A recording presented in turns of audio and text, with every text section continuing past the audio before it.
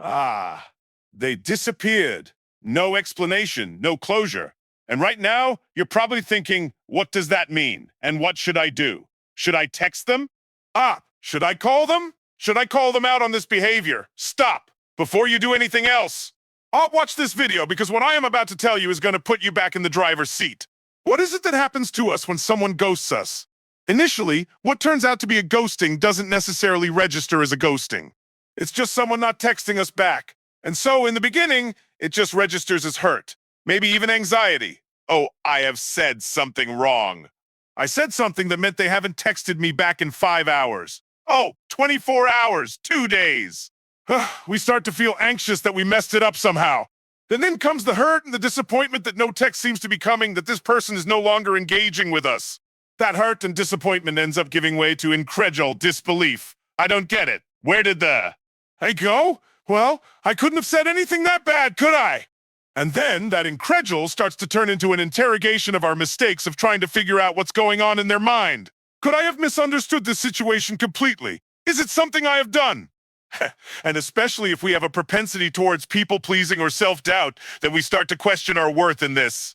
Any old wounds we have about being abandoned or not being good enough come to the surface. And the real people-pleasers among us might even start to wonder if they owe someone an apology for something. Do I need to say sorry? Have I done something wrong? Did they just die? What happened? This is an extremely well-trodden path for people who have been ghosted, especially people who suffer from that self-doubt. It's an extremely painful place to be. And eventually we cross over into anger. Anger that this person has left us hanging, has left us with no information as to why, and is holding us hostage.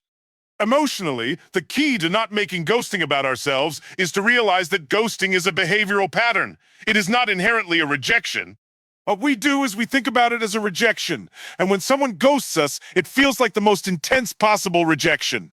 Almost like this is the worst possible way someone could reject me. They didn't even give me the dignity of calling me. I am not even worthy of being called to let me down, and it's that part that does real damage to our sense of self-worth. We think that ghosting is a measure of the depth of our unworthiness. What we have to do, in fact, is completely uncouple the two. Ask yourself, how many people in the world let other people down without ghosting them?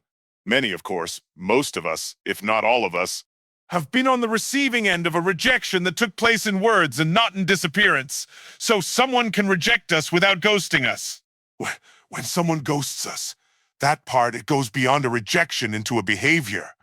That is specific to that person, to the way they handle life and difficult conversations, to their lack of empathy, to their lack of character, or to their lack of standards around how they communicate and treat people. So, while it might sting when we get rejected, when we get ghosted, we should see that as absolutely nothing to do with us. That part is a behavioral pattern on behalf of the other person. By the way, I know that ghosting is something that profoundly affects our confidence in life. If you right now are feeling like you need to rebuild your confidence after a really difficult experience, whether it's a rejection, a ghosting, or just anything that's knocked you, I am running this month something called the 30-Day Confidence Challenge, which is a wildly popular event I haven't done in years. That is a free 30-day experience where I give you 5 specific missions deliberately designed to increase your confidence in just 1 month. We kick off on July the 15th with a big call.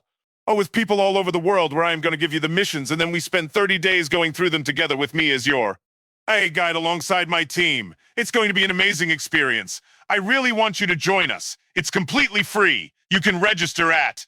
that link again is... register now before you forget, and I will see you July the 15th live for our kickoff call where I will be revealing the missions. There's a lot of things that are called ghosting that I think we almost have to step back from a little bit and say what's really going on here.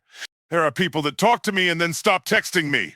What I think we have to realize is that we are living in an age where it's become far easier to not get back to people.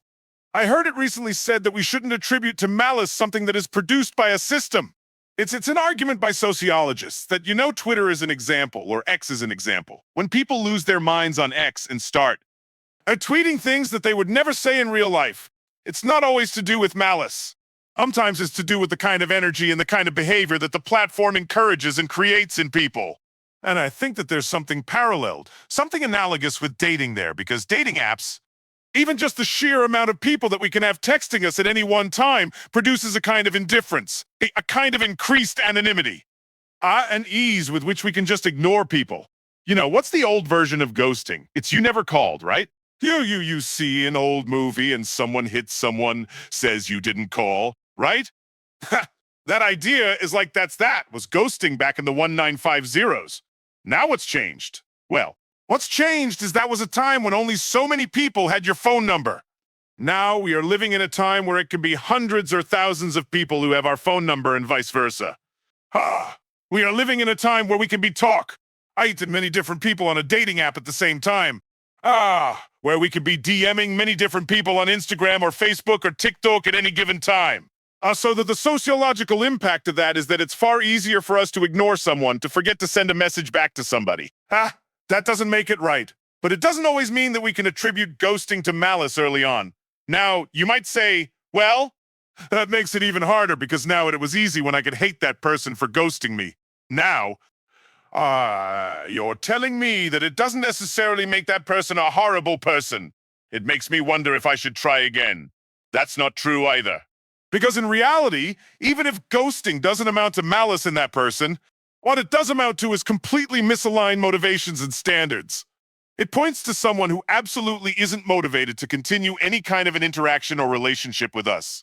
And it may well indicate someone who doesn't, under the same standards for communication as we do. All of that is to say that in early dating when ghosting is happening, we have to take it as a signal that you hold no potential for me to focus on and give energy to. I am going to give my energy elsewhere. And we have to be ruthless about that, especially if we are excited to find love. Don't get hung up for a second on someone who isn't texting you back or isn't calling you back. There is too little time in this life. Our life is too precious and too short. We have to take our limited energy and give it in the direction of people who actually value it. If you don't value my energy, I don't care whether you're a good or bad person or not. You're not worth my time anymore. And then you pointed in a new direction. Now, all of this is a very different story when we have been with someone for a long time.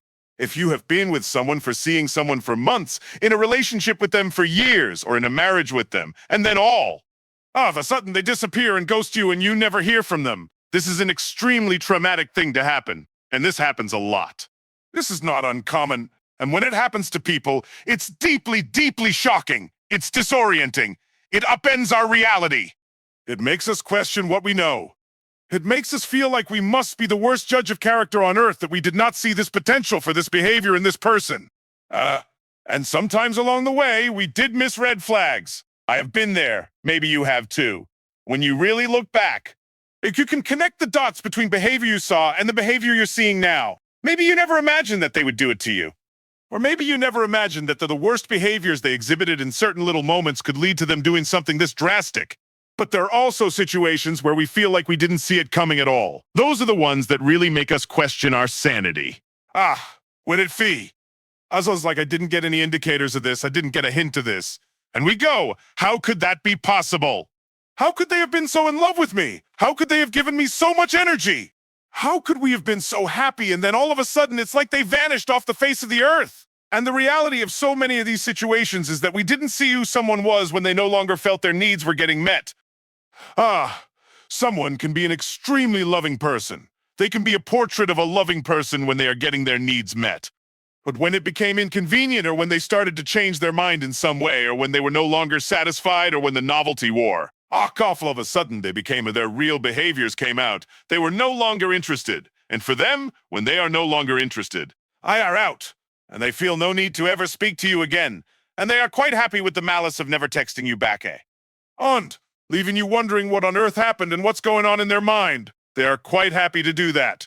They completely lack empathy, and they have no problem with the idea of hurting you to that extent or leaving you with no closure. It's a very, very important point that not a lot of people recognize until it happens to them that some people can look like an incredibly loving person when they are getting their needs met, when they are happy, but who are they when they are not getting their needs met anymore? Who are they when it's inconvenient? It's not that they didn't love you necessarily. They were able to present as a loving person, but they didn't love in the way that you love. When you love, you actually care for someone. When they love, it was about them. Big difference. So, When you're telling yourself, ow, did they ever love me? That person who ghosted me, maybe they did. It's quite possible they loved you. But love means something very different to them too. And it does for you. Real love has an altruistic quality to it. Real love is wanting the best for someone, wanting someone to be happy, wanting to show up for someone or at least be caring in the way that we deal with someone. That's real love. The kind of love they experienced was they loved you because of how you made them feel and what they got out of it. But the moment they didn't get anything out of it anymore, or they didn't get what they felt they wanted today out of it, they were out. And your idea of love, which is how could you possibly do this to someone you love, doesn't exist for them. Our big mistake is in thinking other people are going to behave like us when they are an incredibly different animal from us. And people like this, they can't understand them because they don't behave the way that we would in that scenario. We can't imagine ever doing that to someone. But they are a different animal and they don't love the way you love. And that's been proven by the way if they have ghosted you. And that's the part that, yes, we have to grieve, but through that grief, our brain has to come to terms with the fact that they have proven exactly who they really are by ghosting us and exiting our lives in this way. And that grieving, by the way, starts to change because we realize we are grieving, but we are not grieving the person we thought we had. I are grieving an idea. And by the way, we are grieving a relationship. We are grieving the relationship we experienced with them. But we are grieving an idea of what we thought that relationship was underneath all of that, and what it would continue to be, and the parts of it that, we enjoyed. However, we are not grieving is a real person in the sense that this person has proven themselves to be a very different person than the person we, thought we were with. One of the big things that it does to us when we get ghosted by someone who was that close to us is it makes us lose our faith in people. Or at least it can. It can make us decide, I just don't want to trust anyone anymore. And that's a pretty good argument after something like that has happened with someone who you let in so close. But I am a big believer in the idea that when things like this happen, it shouldn't sour us on people in general. It just gives us a kind of awareness of the things that happen in this world. There are people like that in this world. That there are people who are capable of really, malignant things, of really nasty things. That's life. And we have one of two choices we can make there. We can either swear off people for life, or it can make us bring a level of nuance to all of our relationships where we keep our eyes open. But allow for the fact that life is a spectrum, and there are some extraordinary people on one end, and there are some truly malignant people on the other, and there's lots of different kinds of people in between. And by the way, there's good and bad in everybody. So even people that we love the most will sometimes do things that are hurtful or disappoint us. And in those moments, what we have to be careful of is that the truly malignant people that have crossed our path in life don't turn the sensitivity on our dial up so high. That anyone who comes and does the slightest thing wrong sends it all the way to one side and makes us go, this person's exactly like everybody else.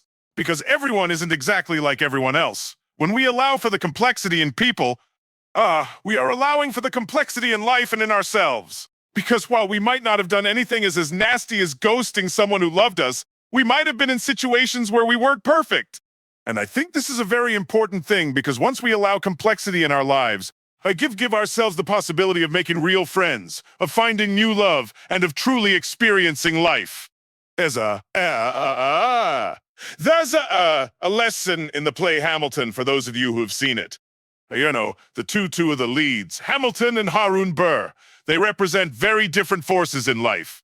Harun Burr is someone who always waits and sees. He never wants to step in and give an opinion. He never wants to take a risk. He is like truly afraid of his own vulnerability, and so he never takes a risk. Hamilton is the complete opposite. Hamilton wades in, has opinions about everything, throws himself into life and people, and because of that, he achieves a lot, but he also experiences a lot of pain. And at the end of their lives, Hamilton's fatal flaw is that he is always risking. And Harun Burr's fatal flaw is that he never is, and he ends up living a life full of regret. These two people need to learn from each other.